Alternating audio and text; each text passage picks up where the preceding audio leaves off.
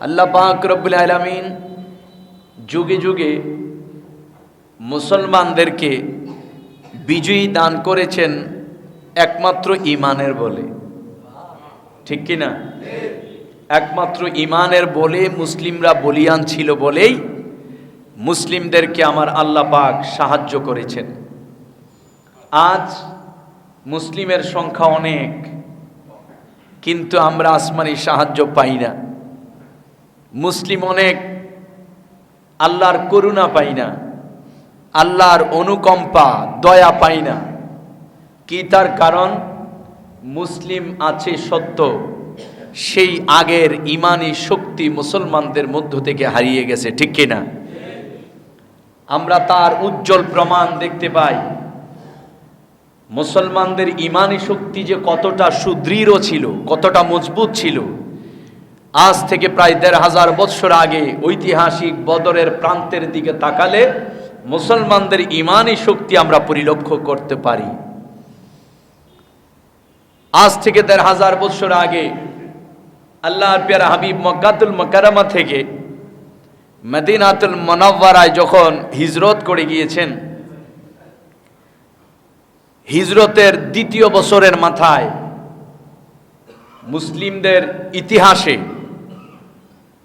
মুসলমানদের সর্বপ্রথম বড় একটি যুদ্ধ সংগঠিত হয়েছিল, যেই যুদ্ধের নাম হচ্ছে বদরের যুদ্ধ।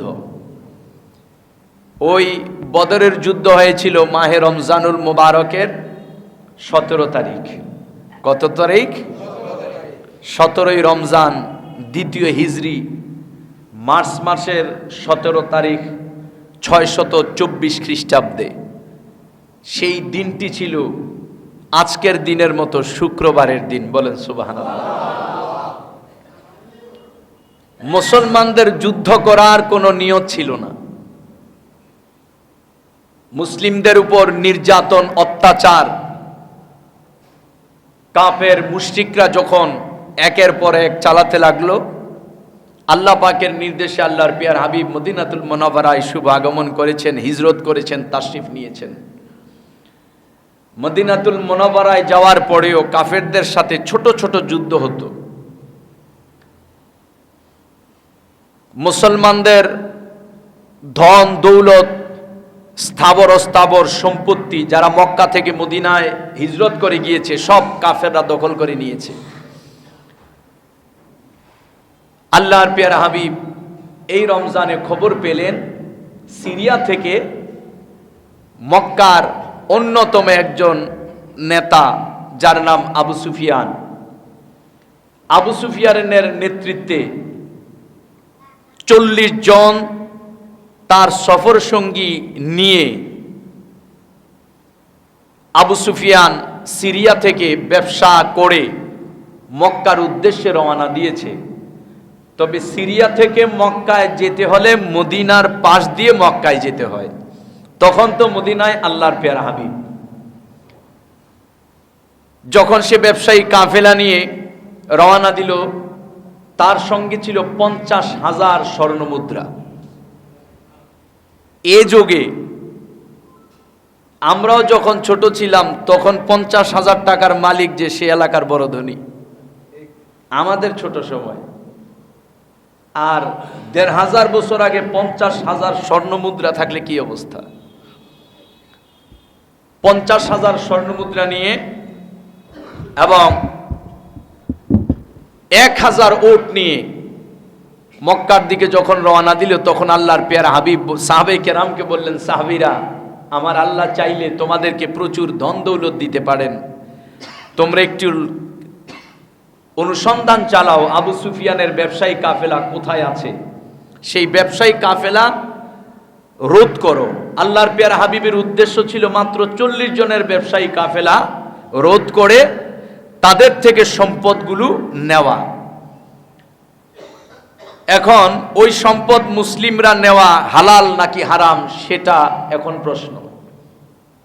মনে রাখবেন, ইসলামী শরীয়তের নিয়ম এবং তৎকালে নিয়ম ছিল, আরব জাহানের মুশরিকদেরও কাফেরদেরও নিয়ম ছিল, যদি কোনো গোত্র এক গোত্র আরেক গোত্রের সাথে যুদ্ধ চলে, ছোট হোক বড় হোক, ওই সময় এক গোত্র আরেক গোত্রের জান এবং মাল সবসময়ের জন্য হালাল। জান এবং মাল সবসময়ের জন্য কি হালাল। তো যেহেতু মক্কার কুরাইশ গোত্রের সাথে আল্লাহর পেয়ারা হাবিবের সাহাবে কেরামদের দ্বন্দ্ব, ছোট ছোট যুদ্ধ হয়েছিল, মদিনায় হিজরত করার পরে ছোট ছোট কয়েকটা যুদ্ধ হয়েছিল। এক্ষেত্রে ওই আবু সুফিয়ানের সাথে থাকা দৌলতগুলো মুসলিমরা আক্রমণ করে নেওয়া সম্পূর্ণ হালাল ছিল। তখন আল্লাহর পেয়ারা হাবিব সাল্লাল্লাহু তাআলা আলাইহি ওয়া সাল্লাম সেই ব্যবসায়ী কাফেলা রোধ করার জন্য সাহাবে কেরামকে নির্দেশ দিলেন। মাত্র 40 জন কাফের মুশরিক আবু সুফিয়ানের সাথে আল্লাহর পেয়ারা হাবিব সাল্লাল্লাহু আলাইহি সাল্লাম নির্দেশ দিলেন, যখন সাহাবে কেরাম লক্ষ্য করলেন তারা কোথায়। আবু সুফিয়ানও বুঝতে পারল, খবর পেয়ে গেল যে সাহাবে কেরাম তাদের ব্যবসায়ী কাফেলাকে আক্রমণ করতে পারে। এই জন্য সে মদিনার পাশ দিয়ে যে যাওয়ার কথা ছিল সেই পথে না গিয়ে অন্য পথে সে রওনা দিল, এবং আগে মক্কায় খবর পাঠিয়ে দিয়েছে আবু জেহেলের কাছে যে দয়াল নবীজির দল মুসলিমরা আমার উপর আক্রমণ করতে পারে, তোমরা তাড়াতাড়ি প্রস্তুতি নিয়ে আসো আক্রমণ প্রতিহত করার জন্য। আবু জেহেল খবর পেয়ে এই যে 50,000 স্বর্ণমুদ্রা ছিল, এগুলো শুধু এই 40 জন না, মক্কার অনেকের সম্পদ ব্যবসার উদ্দেশ্যে পাঠিয়েছে তাদের কাছে, ব্যবসা করে লাভ মক্কার অনেকের। এখানে আবু জেহেলের সম্পদও ছিল, যার কারণে আবু জেহেল বিশাল সৈন্যের দলবল নিয়ে রওনা দিয়ে দিল। আবু জেহেলের সাথে দল ছিল সর্বমোট 1300 যোদ্ধা নিয়ে আবু জেহেল রওনা দিয়েছে মুসলমানদেরকে প্রতিহত করার জন্য, যুদ্ধের প্রস্তুতি নিয়ে। কিন্তু মুসলিমরা তো এই 40 জনের উদ্দেশ্য যুদ্ধের প্রস্তুতি নিয়ে রওনা দেয় নাই, মাত্র 40 জন ব্যক্তিকে রোধ করে বাধা দিয়ে তাদের থেকে সম্পদ নেওয়া। মুসলিমরা যুদ্ধ করার কোনো নিয়ত ছিল না। আবু সুফিয়ান অন্য পথে মক্কায় চলে গেল, আর আবু জেহেল দলবল নিয়ে রওনা দিল। আল্লাহর পেয়ারা হাবিব খবর পেলেন যে আবু জেহেল মুসলিমদের উপর আক্রমণ করার জন্য আসতেছে 1300 লোক নিয়ে, 1300 সৈন্য নিয়ে। আল্লাহর পেয়ারা হাবিব এবার সাহাবে কেরামদেরকে নিয়ে পরামর্শ করলেন যে এখন আমরা কি করতে পারি। সাহাবে কেরাম তখন খুবই অল্প, মুসলমানের সংখ্যা খুবই অল্প। 1300 লোক নিয়ে রওনা দিয়েছে আবু জেহেল সৈন্য, যুদ্ধের প্রস্তুতি নিয়ে। আর মুসলিমদের যুদ্ধের প্রস্তুতিও নেই, যুদ্ধের সরঞ্জামও নেই, যুদ্ধের অস্ত্র থাকবে কোত্থেকে? মুসলিমদের তো ঠিক মতো খাবারই নেই খাওয়ার জন্য। কারণ যারা মুহাজির মক্কা থেকে মদিনায় হিজরত করে এসেছে, প্রত্যেকে রিক্ত হস্তে এসেছে, খালি হাতে এসেছে। স্থাবর অস্থাবর যত সম্পদ মক্কায় ফেলে রাতের অন্ধকারে চলে এসেছে, কারো সম্পদ নেই। কিন্তু মুসলিমদের শিক্ষা কেমন ছিল? মক্কা থেকে যে সকল সাহাবী মদিনায় এসেছেন, মদিনার মুসলমানদের সাথে মক্কার মুসলমানদের রক্তের সম্পর্ক নাই, আত্মীয়তার সম্পর্ক নাই। কিন্তু যখন সাহাবীরা আসলো, তখন মদিনাতুল মুনাওয়ারার মুসলমানেরা প্রতিযোগিতা করতে লাগলো ওই মক্কার মুসলিমদেরকে কার ঘরে জায়গা দিবে। বলেন সুবহানাল্লাহ। এটার নাম হচ্ছে মুসলিমদের মধ্যে ভ্রাতৃত্ব, ভালোবাসা, বন্ধন, মুসলিমদের ইউনিটি।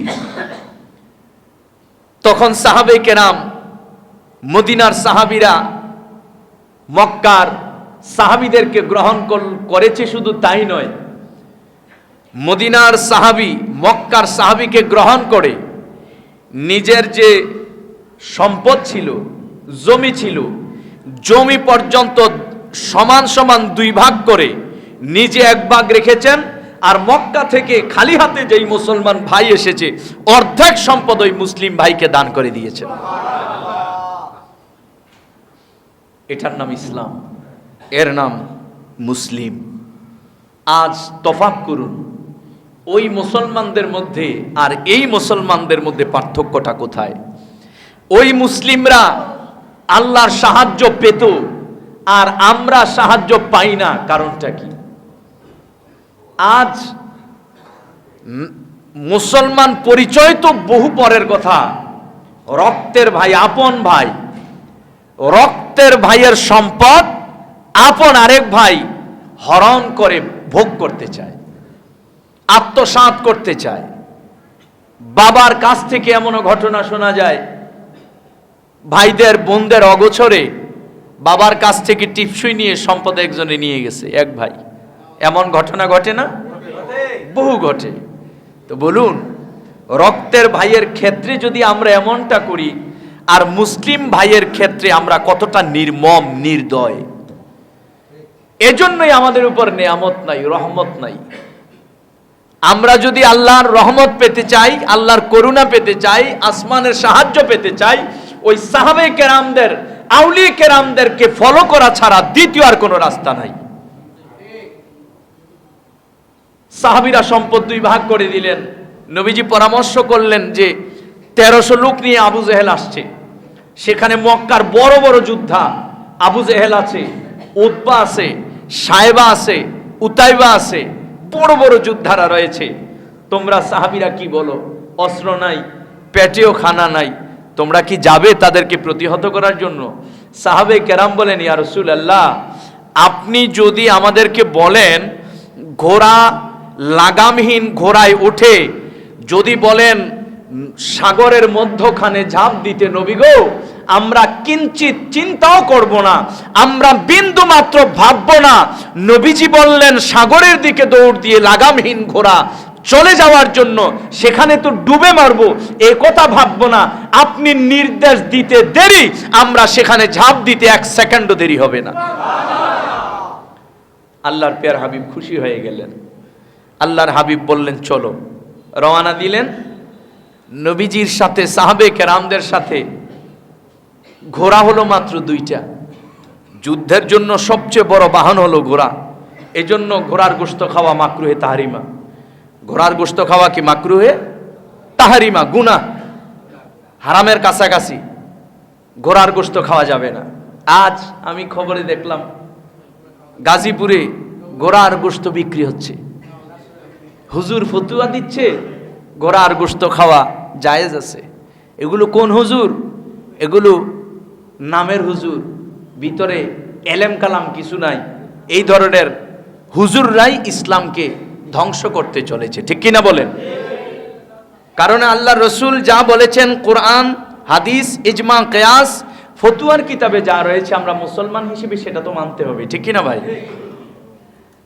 তো আজ সেই ঘোড়ার গোশত বিক্রি হচ্ছে। গরুর গোশত তো 800-1000 কেজি, ঘোড়ার গোশত 250 টাকা বিক্রি হচ্ছে, খাচ্ছে ইচ্ছে মতো। তো বিক্রি যদি কম দামে পেয়ে খেতে চাও, কম দামে তো বহু হারাম জিনিসই আছে, বরং বহু হারাম প্রাণী আছে যেগুলো কিনতে হবে না, সেগুলো খাও। প্রিয় ভাইরা, ঘোড়ার গোশত খাওয়া যাবে না, এটা খাওয়া সম্পূর্ণ নিষিদ্ধ। এটা খেলে গুনাহ হবে, হারাম খাওয়া হবে, মাকরুহে তাহরিমা, হারামের কাছাকাছি। মাত্র 2টি ঘোড়া মুসলিমদের সাথে, আর আবু জেহেল কাফেরদের সাথে ঘোড়া 200। কাফেরদের সাথে ঘোড়া কত? 200। মুসলমানদের সাথে ওট হলো 70টা, আর কাফেরদের সাথে ওট হলো 700। কাফেরদের সাথে কত ব্যবধান! তাদের যুদ্ধের অস্ত্রের অভাব নাই, আর মুসলমানদের যুদ্ধের অস্ত্র তরবারি ছাড়া কিছুই নাই। এমনও ঘটনা ঘটেছে, অনেক সাহাবীর অস্ত্র নাই। আমার নবীজি খেজুরের ঢাল, খেজুর গাছের ঢাল ভেঙে সাহাবীকে দিয়েছেন যে সাহাবী এটা দিয়ে যুদ্ধ করো। সাহাবীর হাতে, আল্লাহর পেয়ারা হাবিব সাহাবীর হাতে খেজুরের ঢাল ভেঙে দিয়েছেন। সাহাবী খেজুরের ঢাল হাতে নেওয়ার পর দেখে নবীজির হাত মোবারকের ছোঁয়ার বরকতে খেজুরের ঢাল তরবারি হয়ে গেছে।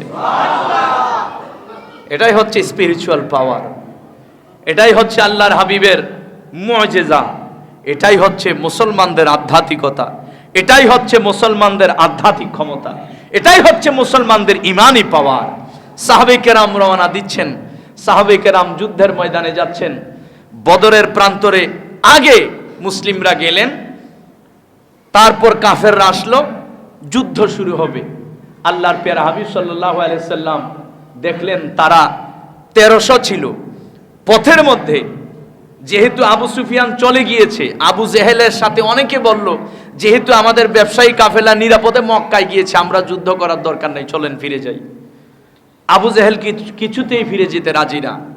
অনেক মানুষ আছে দেখবেন দাম্ভিক, অহংকারী, সে যা বলে সেটাই করবে। আবু জেহেল ছিল সেই টাইপের লোক। মূলত তার নাম কিন্তু আবু জেহেল না, আমরা তো মনে করি আবু জেহেলই তার নাম, না, নাম কিন্তু আবু জেহেল না। আবু জেহেল অর্থ হইল মূর্খের পিতা, মূর্খের বাবা, মানে গণ্ড মূর্খ, হত মূর্খ, যে তাকে বলা হয় আবু জেহেল। যে গণ্ড মূর্খ, একদম অজ্ঞ, তাকে বলে আবু জেহেল। তো এখন সে তো অজ্ঞ ছিল না, মক্কার অনেক জ্ঞানী ব্যক্তি ছিল, সে অনেক অনেক জ্ঞানী এবং অনেক শিক্ষিত। তো তাকে কেন আবু জেহেল বলা হয়? তার নাম কি? তার নাম হলো ওমর বিন হেশাম। মক্কার সম্ভ্রান্ত পরিবারের ছেলে, সে অনেক বড় পরিবারের ছেলে এবং জ্ঞানী। তো এত বড় জ্ঞানী, শিক্ষিত হওয়ার পর নাম আবু জেহেল কেন? মক্কার মানুষও তো তার নাম আবু জেহেল দেয় নাই, কি দিয়েছে? অনেক জ্ঞানী যদি হয়, আমরা তাকে কি বলি? বুদ্ধিজীবী, তাই না? যারা অনেক জ্ঞানী, বড় বড় জ্ঞানীদেরকে আমরা বলি বুদ্ধিজীবী। তার নাম তো বুদ্ধিজীবী না, বুদ্ধিজীবী হলো তার টাইটেল, বুদ্ধিজীবী তার লকব। তদ্রুপ আবু জেহেলের নাম ওমর বিন হেশাম। এত বড় জ্ঞানী হওয়ার কারণে মক্কার মুশরিক ইহুদি কাফেরেরা তার টাইটেল দিয়েছে আবুল হেকাম। এটার অর্থ হইল বুদ্ধিজীবী, মানে জ্ঞানীর বাবা। এত জ্ঞান, আবুল হেকাম নাম দিয়েছে, মানে জ্ঞানীর বাবা। আমার নবীজি আসলো, নবীজি ইসলামের দাওয়াত দিচ্ছে।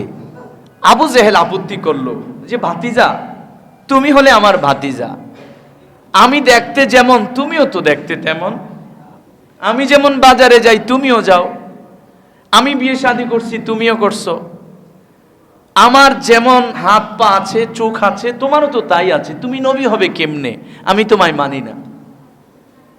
দেখেন পার্থক্য করলো কি? দেখতে আমার মতো, যার কারণে আমি তোমায় মানি না। তো আল্লাহর পেয়ারা হাবিব বারবার দাওয়াত দিচ্ছে, মানে না। আল্লাহর পেয়ারা হাবিব বারবার দাওয়াত দেয়, মানে না। আবু জেহেলও নবীজিকে পরীক্ষা করে, আবু জেহেল বারবার পরীক্ষা করে। আবু জেহেল পাথর মুষ্টির ভিতরে নিয়ে বলে, ভাতিজা, আমার মুষ্টির ভিতরে কি আছে যদি বলতে পারো, আমি ওয়াদা দিচ্ছি মুসলমান হয়ে যাব। আল্লাহর হাবিব বললেন, আমি বলবো নাকি আপনার মুষ্টির ভিতরে যা আছে সেটাই আমার পরিচয় দিয়ে দিবে? আবু জেহেল কয়, এটা তো আরো ভালো হয়। আমার নবী ইশারা করার সাথে সাথে পাথরের টুকরা, তখন কিন্তু প্রাণ নেই, পাথরের প্রাণ নেই। আল্লাহর পেয়ারা হাবিবের ইশারা পাওয়ার সাথে সাথে প্রাণহীন পাথরের মধ্যে প্রাণের সঞ্চার হলো। পাথর সাথে সাথে আল্লাহর পেয়ারা হাবিবের, আল্লাহ পাকের কালেমায়ে তৈয়বার শাহাদাত দিয়ে দিলেন। আবু জেহেল কয় জাদুকর, বলেন নাউজুবিল্লাহ। এভাবে একটার পর একটা পরীক্ষা নেওয়ার পরেও নবী চিনে নাই। নবী না চিনার কারণে মক্কার সবচেয়ে বড় জ্ঞানী ব্যক্তিকে আল্লাহর পেয়ারা হাবিব উপাধি দিলেন, টাইটেল দিলেন, আজ থেকে তোমার নাম আবু জেহেল। এই দেখেন, নবীজি নাম দিয়েছেন আবু জেহেল, নবী না চিনার কারণে কিয়ামত পর্যন্ত কাফেররাও তাকে চিনবে আবু জেহেল হিসেবে। ঠিক কি না? মনে রাখবেন, ঠিক তদ্রুপ আমার নবীকে যে না চিনবে, বুঝতে হবে তারাও আবু জেহেলের কাতারের লোক। প্রিয় ভাই, ওই আবু জেহেল মানে না ঘাটতেরা, তারা বলল, কাফেররা বলল, যেহেতু ব্যবসায়ী কাফেলা চলে গেছে, আমরা যুদ্ধ করতে প্রয়োজন নেই, চলেন ফিরে যাই। আবু জেহেল যেতে রাজি না, আজকে মুসলমানদেরকে দেখে ছাড়ব। কেন? আবু জেহেল জানে মুসলমান দুর্বল, শক্তি নাই, অর্থ নাই, যুদ্ধের অস্ত্র নাই, আর আমরা সৈন্যের অভাব নাই। 1300 সৈন্য থেকে 300 সৈন্য ফেরত চলে গেল, আর রইল কত? 1000। এবার 1000 সৈন্য, মুসলিমরা দেখছে আমরা মাত্র 313 আর তারা 1000। বদরের প্রান্তে আল্লাহর পেয়ারা হাবিব সাহাবে কেরামকে জিজ্ঞেস করলেন, তোমরা কি করবে? সাহাবে কেরাম বলেন, ইয়া রাসূলুল্লাহ, আল্লাহ আর আপনার মহব্বতে আমাদের প্রাণকে আমরা উৎসর্গ করব। আল্লাহর পেয়ারা হাবিব, মুসলিম শরীফের হাদিস, কিতাবুল জিহাদ একটা অধ্যায় আছে। নবীজি খুশি হয়ে নবীজি হাতে লাঠি নিয়ে বদরের প্রান্তরে গোল দাগ দিলেন, দাগ দিয়ে বললেন, হাদা মাসরাউ ফুলান। সাহাবীরা, এই প্রান্তরে আমরা এসেছি তো যুদ্ধ করতে, তোমরা সাক্ষী থাকো, এই যে আমি গোল চিহ্ন দিচ্ছি, এখানে আবু জেহেল মারা যাবে, এখানে ও উতবা মারা যাবে, এখানে সায়বা মারা যাবে। এখনো যুদ্ধ হয় নাই, শুরু হয় নাই, কে কোথায় মারা যাবে আমার নবী লাঠি দিয়ে গোল চিহ্ন দিয়ে দিয়েছেন যে এখানে আবু জেহেল মারা যাবে। অর্থাৎ যুদ্ধের ময়দানে কে কে মারা যাবে এই গায়েবের খবরটাও নবী আগে বলে দিয়েছেন। এটার নাম ইলমে গায়েব, এটার নাম ইলমে গায়েব। নবীজি যুদ্ধ করছেন, আর নবীজি আল্লাহকে বললেন, আল্লাহ আপনার ওয়াদা আপনি রক্ষা করুন। আজ 313 মুসলিম, 1000 সৈন্য। আজ যদি আমরা পরাজিত হই, ইসলাম চিরতরে নিশ্চিহ্ন হয়ে যাবে। ইসলাম তো নিশ্চিহ্ন হওয়ার জন্য পৃথিবীতে আসে নাই, ইসলাম শান্তির বার্তা ছড়িয়ে দেওয়ার জন্য এসেছে। ইসলাম হক কায়েমের জন্য পৃথিবীতে এসেছে। ইসলাম মজলুমের প্রাপ্য বুঝিয়ে দেওয়ার জন্য এসেছে। ইসলাম মানুষে মানুষে ভেদাভেদ ভুলিয়ে দেওয়ার জন্য এসেছে। ইসলাম শয়তানের রাজত্বকে ধ্বংস করে এক আল্লাহর রাজত্ব কায়েমের জন্য এসেছে। আল্লাহ যদি ধ্বংস করে দাও মুসলিমদেরকে, তুমি মাওলার আইন কিভাবে কায়েম হবে? আমার আল্লাহ বললেন, বন্ধু আমি আল্লাহ আপনাকে সাহায্য করব। যুদ্ধ শুরু হলো, তুমুল যুদ্ধ চলছে। আবু জেহেলের সাথে ছিল শয়তান। ওই মক্কার মানুষের বেশ ধরে ইবলিস শয়তান যুদ্ধের ময়দানে এসেছে, যুদ্ধ করছে, শয়তানও পাশে আছে। হঠাৎ শয়তান চলে যাচ্ছে। আবু জেহেল কই, আমাদেরকে ফেলে তুমি যাও কই? ইবলিস শয়তান এটা তো আবু জেহেল জানে না। আবু জেহেল মনে করছে মক্কার কাফের কোনো হবে। শয়তান বলে, আমি যা দেখি তোমরা যদি তা দেখতা তোমরাও আমার মতো পালিয়ে যেতা। কেন? শয়তান দেখতেছে মুসলিম মাত্র 313 হলেও আসমান থেকে আল্লাহ সর্বপ্রথম 1000 ফেরেশতা পাঠিয়ে দিয়েছে মুসলিমদের পক্ষ হয়ে যুদ্ধ করার জন্য। তখন শয়তান বলে, আমি আল্লাহরে ভয় করি। শয়তান ভেবেছিল আজকে যুদ্ধের ময়দানে যদি থাকি ফেরেশতারা না জানি আমারও শেষ করে দিবে। তো শয়তান যে বলছে আমি আল্লাহকে ভয় করি, আসলে কি আল্লাহকে ভয় করে? এটাই আরেকটা শয়তানি, এই কথাটাও একটা শয়তানি। শয়তান চলে গেল, যুদ্ধ চলছে। আবু জেহেল, দেখা গেল আমার নবীজি যেখানে চিহ্ন দিয়েছেন ঠিক সেই দাগের ভিতরেই আবু জেহেলের লাশটা পড়ে আছে। আল্লাহর পেয়ারা হাবিব যেখানে যার কথা বলেছেন সেখানেই তার লাশ পড়ে আছে। ইসলামের বিজয় হলো। মাত্র 313 জন নিরস্ত্র, অস্ত্র নাই, 313 জন যোদ্ধা বিজয়ী লাভ করেছে ইমানি বলে, অস্ত্রের বলে না, ঠিক কি না? আল্লাহ আসমান থেকে ফেরেশতা সূরা আনফালের 7 নম্বর আয়াতে আছে, 9 নম্বর আয়াতে, সূরা আল ইমরানের মধ্যে আল্লাহ এই বদরের যুদ্ধের কথা বলেছেন। তো আল্লাহ প্রথমে 1000 ফেরেশতা পাঠিয়েছে, এরপরে 3000 ফেরেশতা পাঠিয়েছে, এরপরে আবার 5000 ফেরেশতা পাঠিয়ে মুসলিমদেরকে সাহায্য করেছে। প্রিয় ভাই, এই রমজানুল মোবারকের 17ই রমজান ঐতিহাসিক বদরের যুদ্ধ সংগঠিত হয়েছে। সেই যুদ্ধ থেকে আমরা কি শিখি? সেই যুদ্ধ থেকে আমরা শিখি, আমরা যারা মুসলিম, আমরা যারা ইসলাম ধর্মের অনুসারী, আমাদের অস্ত্রের বড় অস্ত্র পৃথিবীর যে কোনো বিজ্ঞানের তৈরি অস্ত্র নয়। আমাদের সবচেয়ে বড় অস্ত্র হলো আল্লাহর উপর তাওয়াক্কুল। সবচেয়ে বড় অস্ত্র হলো আমাদের ঈমানি শক্তি। বলেন ঠিক কিনা? ঈমানি শক্তি এমন এক জিনিস, যেই ঈমানি শক্তি আপনার মধ্যে থাকলে মৃত্যু পর্যন্ত আপনাকে ভয় পাবে। আর যদি ঈমানি শক্তি না থাকে, আপনি যদি এলাকার সবচেয়ে বড় পালোয়ান হন, শক্তিশালী ব্যক্তিও হন, কাপুরুষে পরিণত হয়ে যাবেন।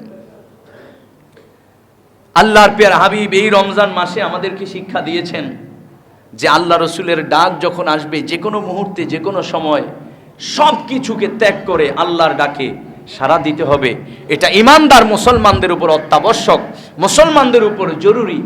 আমরা যদি হতাম, আমার তো মনে হয় এই রমজান মাসে আমরা তো বেশিরভাগ অনেক মানুষ আছি রমজান মাসে রোজা রাখলে অবস্থা দেখলে মনে হয় একদিন না খাইয়া না, মনে হয় 7 দিন না খেয়ে আছি, ঠিক কি না? 7 দিন এমন এক অবস্থা। নামাজের কথা বললেও কই লড়তে পারি না, শুয়ে আছে যদি কয় চলো জোহরের নামাজ পড়ে আসি, সে জোহরের নামাজ পর্যন্ত পড়তে যেতে পারে না। কেন? বড় রোজাদার সে। রোজা একদিনে কয়টা ফরজ? একদিনে ফরজ রোজা কয়টা? কিন্তু নামাজ একদিনে কয়টা? কত বড় রোজাদার! এক ফরজ আদায় করতে গিয়ে দিনে 5 ফরজ শেষ। এই রোজাদার কি আল্লাহ পছন্দ করে? এই রোজাদারের রোজা আল্লাহ কবুল করবে? কবুল করবে না। সুতরাং রোজা অবস্থায় আল্লাহর ডাক আসবে, অবশ্যই সেই ডাকে সাড়া দিতে হবে। এবং আমরা অনেকে আছি রোজা রাখি সত্য, কিন্তু অনেক রোজার মাসালা মাসাইল জানি না। অনেক মাসালা রয়েছে যেগুলো আমাদের জানা নেই। কি করলে রোজা ভেঙে যায়, কি করলে রোজা মাকরুহ হয়, এগুলো আমাদের জানা নাই। যেমন গুরুত্বপূর্ণ একটা মাসালা, ধরুন আমরা তো ইফতার করি আবার সেহরি খাই। শব্দটা কিন্তু সাহারি, সেহরি না। সেহরি অর্থ হইল জাদু। শব্দটা সেহরি না। আমাদের খাতায়ও, বিভিন্ন লিফলেটে, বিভিন্ন ক্যালেন্ডারেও কিন্তু লেখা থাকে সেহরি। সেহরি না, এটা সম্পূর্ণ ভুল কথা। সেহরি অর্থ হইল জাদু। মনে রাখবেন, আরবিতে জের জবরের কারণে অর্থ পরিবর্তন হয়ে যায়। সামান্য একটা পেশের কারণে, জবরের কারণে অর্থ পরিবর্তন হয়ে যায়। শব্দটা হলো সাহারি, কিন্তু আমরা বলি সেহেরি। সেহেরি না, সাহারি। তো সাহারিও খাই, ইফতারও খাই। এখন আপনি যদি ভুলবশত 5টা 9 ইফতারি করেন, আপনার রোজা থাকবে? রোজা ভেঙে যাবে। এখন ধরুন মসজিদের মধ্যে ইমাম সাহেব ঘোষণা দিয়েছে ইফতারির সময় হয়েছে, আপনারা ইফতারি করেন। কিন্তু এখানে একটা মিস্টেক কি, ইমাম সাহেব 1 মিনিট আগে বলে ফেলছে, 2 মিনিট আগে বলে ফেলছে, আপনারাও ইমাম সাহেবের কথা শুনে সবাই খেয়ে ফেলছেন। এখন এক্ষেত্রে মাসালা কি? এক্ষেত্রে মাসালা হলো সবার গুনাহ তো ইমাম সাহেব পাবেই, পাশাপাশি আপনারা হয়তো বলবেন আমরা তো জানি না, ইমাম সাহেব বলছে এই জন্য খাইছি, আমরা রোজা হবে না। ভুল, আপনাদের রোজাও হবে না। কেন হবে না? কারণ কখন ইফতারির টাইম সেটা জানা আপনার উপর ওয়াজিব। সেটা জানা আপনার উপর কি? আপনি আরেকজনের উপর ভরসা করেন কেন? সুতরাং আপনাকে জানতে হবে। এক্ষেত্রে এই ভুলটা করা যাবে না। আর সাহারির ক্ষেত্রে ভুলটা হলো, যখন বলা হয় যে সাহারির সময় শেষ, কিংবা বলা হলো না, ধরুন মসজিদে কারেন্ট নেই, জেনারেটরও নেই, বলার সুযোগ নেই। এখন প্রতি ঘরে ঘরেই তো এখন ক্যালেন্ডার থাকে, মোবাইল থাকে, টিভি থাকে, আমরা সবাই জানি সাহারির শেষ সময় কয়টা। এখন আপনি দেখেছেন যে সাহারির সময় শেষ, অথবা মসজিদ থেকে বলা হয়েছে সাহারির সময় শেষ, আপনারা কেউ খাবার খাবেন না। এই মুহূর্তে যখন বলেছে সাহারির সময় শেষ, আপনার মুখে খাবার আছে, অর্থাৎ একটা লোকমা এখনো চিবাচ্ছেন, মুখে আছে, তো আমরা কি করি? মুখের খাবারটা খাই। আবার অনেকে কি করি, আমাদের প্লেটে যে খাবার আছে সেটাও শেষ করি, আছে না? প্লেটের খানাটাও খাই, তারপর পানি খাই। আবার অনেকে প্লেটের খানা না খেলেও, হুজুর বলল যে সাহারির সময় শেষ, আমরা কমপক্ষে প্লেটের খানা না খেলেও মুখের খানাটা তারা তুরো করে খেয়ে পানি খাই। এক্ষেত্রে মাসালা কি? যদি সঠিক টাইমে হুজুর বলে থাকে যে সাহারির সময় শেষ, এক্ষেত্রে আপনি যদি এটা বলার পরেও, অর্থাৎ সাহারির সময় শেষ হওয়ার পরেও মুখের খাবারটাও খেয়ে ফেলেন, আপনার রোজা ক্যান্সেল, বাতিল। আর পানি খেলে তো অবশ্যই বাতিল। এক্ষেত্রে আমাদের কি করতে হবে? যেহেতু সাহারির সময় শেষ, মুখে যদি খাবার থাকে সেই মুখের খাবারটাও ফেলে দিতে হবে। কিন্তু আমরা অনেক শুনেছি, ছোটকালেও শুনেছি যে যতক্ষণ অন্ধকার থাকে ততক্ষণ খাওয়া যায়, শরীরের পশম যতক্ষণ দেখা না যায় ততক্ষণ খাওয়া যায়। জানি না আপনারা শুনছেন কি না, এগুলো ছোটকালে আমরা অনেক শুনে এসেছি। তা আজকে কিছু মাসাইল সম্পর্কে আলোচনা করব। আমরা অনেক সময় রোজা রেখে ধরুন মুনাজাত ধরেছে, একটু সময় নিচ্ছি, কেউ কষ্ট নেবেন না, যেহেতু জরুরি কিছু মাসালা জানার দরকার রোজা রাখার ক্ষেত্রে। আর আজকে তো একটু দেরি হলে অসুবিধা নাই, কারণ আজকে জুমার নামাজ পড়ে হাত তুলুন তো, কে কে গিয়ে বাসায় খেয়ে খাবেন নাকি কেউ? তাহলে খাওয়ার ঝামেলা তো নাই, তো একটু আল্লাহ রাসূলের জন্য সময় দিলে লাভ না ক্ষতি? তো এখন ধরুন আপনি এখন আজকে জুমার নামাজ শেষে মিলাদ হলো, মিলাদ শেষে আপনি মুনাজাত ধরেছেন, আপনি অজোর ধারায় কাঁদছেন, আপনার চোখের পানি ঝরে পড়তে পড়তে মুখের ভিতরে কয়েক ফোঁটা চোখের পানি চলে গেল, এমন হয় না? অথবা বৃষ্টি হয়েছে, প্রচন্ড গরম, মন চাইলো রোজা অবস্থায় বৃষ্টিতে ভিজলেন, বৃষ্টিতে ভিজেছেন, কয়েক ফোঁটা বৃষ্টির পানি মুখের ভিতরে চলে গেল, এমন হওয়াটা স্বাভাবিক। এখন মাসালা কি? মাসালা হলো আপনার চোখের পানি কিংবা বৃষ্টির পানি 1-2 ফোঁটার বেশি যদি মুখের ভিতরে যায়, সেটা যদি কণ্ঠনালী দিয়ে ভিতরে চলে যায়, আপনার রোজা ভেঙে যাবে। এক্ষেত্রে আমাদেরকে সতর্ক থাকতে হবে, আপনার রোজা ভেঙে যাবে। আরেকটা মাসালা, এটা আমাদের অনেকের এই প্রবলেম আছে, কারো এটা একটা রোগ। আমরা টয়লেট করার সময় অনেকের মলদার, এটা কিন্তু জানার জন্য বলছি, এই যে জানার জন্য, রোগ অনেকের আছে এটা, এই প্রবলেম, এটা খুব সূক্ষ্ম একটা মাসালা, অনেকে জানি না। আমরা টয়লেট করার সময় মলদার বেরিয়ে যায়, এক্ষেত্রে আমরা যখন পানি ব্যবহার করি তখন অবশ্যই মলদার ভিজে। এক্ষেত্রে আপনি পানি ব্যবহার করার পরে আপনি যদি গামছা দিয়ে বা শুকনা কাপড় দিয়ে মলদার পরিষ্কার না করে আপনি দাঁড়িয়ে গেলেন, এক্ষেত্রে আপনার রোজা ভেঙে যাবে। কেন? মলদার যেহেতু আপনার একটা রোগ বের হয়েছে, তাইলে পানি এটাতে লেগেছে, যখন আপনি দাঁড়িয়েছেন মলদারের সাথে তো পানি, এটা তো ভিজে গেছে, সেহেতু পানি আপনার পাকস্থলী ভিতরে চলে গেছে। তো মাসালা হলো, যদি পাকস্থলীতে কিংবা ব্রেনে কোনো ঔষধ কিংবা কোনো পানি প্রবেশ করে, তার রোজা ভেঙে যায়, এটা হলো মাসালা।